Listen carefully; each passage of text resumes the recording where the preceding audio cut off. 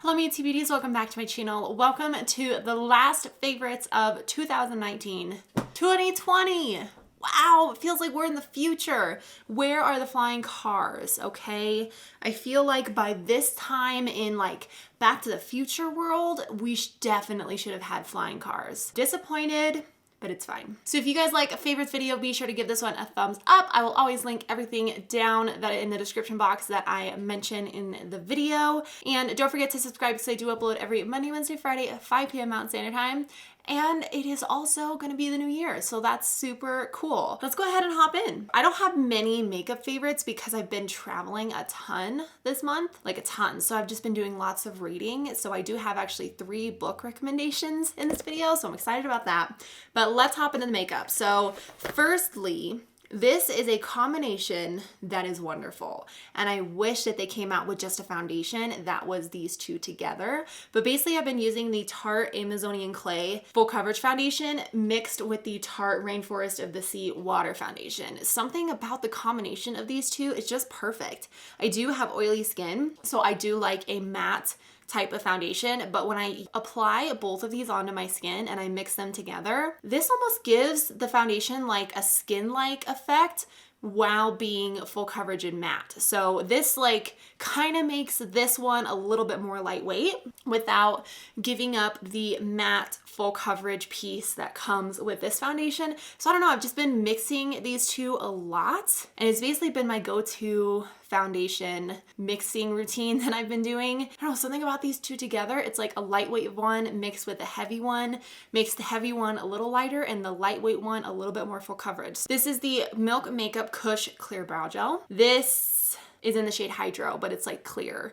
So this I've been using to set down my brows. The wand looks like this. It's very tiny. It does smell good. I've been using this on top of the e.l.f. brow pencil that I've been using, and I just really like the way that it sets down my brows without adding more color to my brows. So I would say that I've been really loving this as an alternative to the Anastasia Clear Brow Gel, because that used to be like my go-to clear brow gel ever. And I don't know, this one's pretty good and it's a little bit cheaper than that one. Yeah, I'm really liking this one. I definitely think I will repurchase this product. Next is a concealer. This is the CoverGirl TruBlend Undercover Concealer. I have the shade Classic Ivory. I'm actually wearing it today, but you guys, this concealer is like a drugstore version of the Tarte Shape Tape. If I could pick one concealer that's very similar in formula and the coverage and like the packaging even, it definitely would be this one. That's so similar to the Shape Tape, but it's just at a much more affordable price. So as you can see, it does have that giant doe foot applicator. The coverage is the same as the Shape Tape. I actually kind of like the finish better. I don't notice it's as drying as the Shape Tape is.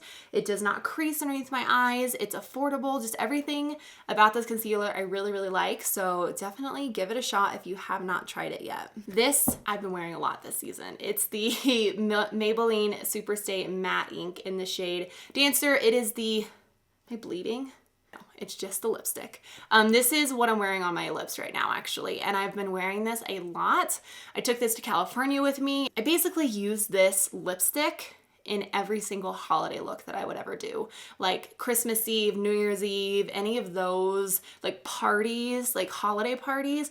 I wore this last night to a holiday party. This is just a wonderful red lipstick that stays on your lips all day long. It's honestly one of the best liquid lipstick formulas that I've ever tried, and I'm shocked that it's so inexpensive compared to some of the higher end brands. I do love the applicator as well. It has this like little tip right here that it makes it very easy to carve out the edges of your lips, because I'm not someone that uses lip liners often, so I definitely need something like this to help me line it. Yeah, this will stay on your lips like all day, through eating, through drinking. Even if you're eating oily foods, this stays. Yeah, this is a huge favorite of the month, and I feel like it kind of comes out during the holiday seasons and then it kind of goes away when it's not the holiday season, and then I bring it back out and I'm like, yes, this is my go-to liquid lipstick that's a red and that's amazing for holidays. And yeah, so if you haven't tried it, this is a good one. I have two more makeup favorites. This is the ColourPop Night Owl palette. I recently did a video comparing this to the Urban Decay Naked Honey palette. This is what the palette looks like. It's only like 12 bucks, so it's super affordable. Has lots of mattes. It has 6 mattes and 3 shimmer shades, and all of these shimmers are so wearable. It's like such a neutral, pretty palette that you can deepen up with some of these darker shades down here, but also keep it very light up here. I am wearing some of the shade on my eyes right now.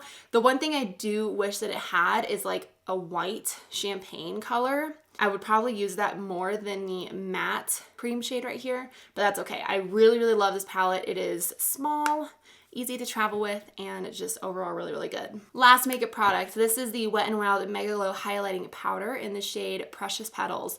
This is the only highlight that I took with me to California, and I've been wearing a lot. So that is the highlight. It's just such a good highlight. Like, it's subtle, but it's kind of also, you can also build it up to where it looks really dramatic on your skin. I really like the formula of this. It does not make your skin look textured. I just really, really love the formula of this, and I love the shade of this because it goes so well with my skin tone being so fair. If you are a similar skin tone to me, then I think you would really like this product. All right, let's get into books because that's what this month is really about. To be honest with you, I am trying to hit my 35 books read in 2019 goal, and I only gave myself the goal of 30 books, and I've gone past it by 4 so far. So I'm trying to finish one more book before 2019 is over. That being said, this is the book that I took with me to California. I read on the plane. It's called That Night by Chevy Stevens. It was really good. It's kind of like a murder mystery book, but I really liked the way that she conveyed the characters in here. It's about a girl that is like a normal teenager, then something happens to her sister and she gets put in jail because of it. Actually prison, like hardcore prison because of it. And she's saying that she didn't kill her, but so it's about like following her journey from like what happened that night to, you know, getting out of prison and, you know, kind of figuring out like who actually killed her sister. So it was a really good book. It was actually a borrow from a friend. If you guys are into books and you don't want to buy them all the time, I would recommend number 1, borrowing from the library, because that's something I do very often. Borrowing from a friend, because I have so many books that like my friends have given me or family members, and they're like, I know you like to read. This is a good book. Here you go. So if you guys like to read, you don't always have to buy them. Sometimes you can get like, I know you can get a free book on Audible. I'm actually listening to one on Audible right now. I get a lot of my books secondhand from Thrift Books. It's an app, and you can get books for like $4 or $5 on there. And of course, if you have a series that you love, you have to hold out, you have to buy it. Like, you just have to show your support by getting a very, very nice untouched book that you can have in your collection when you want to reread it. I am on the very last book of this series, the Red Queen series. This is the 3rd book in the series, called King's Cage. I would definitely say King's Cage was better than the 2nd book, which is Glass Sword. So it goes Red Queen, Glass Sword, King's Cage, and then War Storm. So I'm on War Storm right now, reading it kind of in addition to the Audible book that I'm listening to. So this one was so good.